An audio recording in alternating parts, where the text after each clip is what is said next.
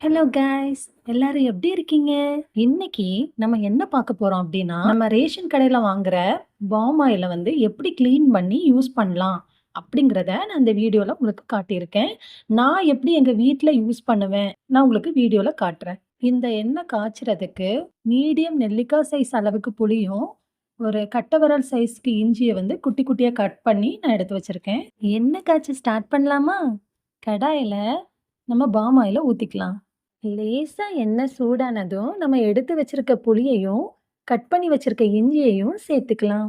அந்த புளியும், இஞ்சியும் ஆயில்ல கொஞ்சம் கொஞ்சமா பொரியும்போது, உங்களுக்கு இந்த ஆயில்ல உள்ள கெட்ட கொழுப்பு எல்லாத்தையுமே எடுத்துரும். அந்த ஸ்மெல் வந்து உங்களுக்கு தனியாவே தெரியும்.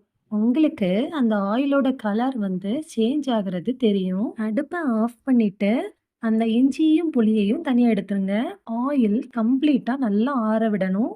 கம்ப்ளீட்டா ஆறுனதும் நான் பாட்டில்ல ஊத்தி ஸ்டோர் பண்ணி வச்சிருக்கேன். இதுக்கு முன்னாடி பார்த்த பாம் ஆயிலுக்கும், இப்போ பார்க்குற பாம் ஆயிலுக்கும் நெறைய டிஃப்ரென்ஸ் இருக்கு. நீங்க இந்த கலர கம்பேர் பண்ணி பார்க்கும்போது தெரியும். ஸோ உங்களுக்கு இந்த வீடியோ பிடிச்சிருந்தா லைக் பண்ணுங்க, ஷேர் பண்ணுங்க, கமெண்ட் பண்ணுங்க அண்ட் மறக்காம சப்ஸ்கிரைப் பண்ணிக்கோங்க. பாய்.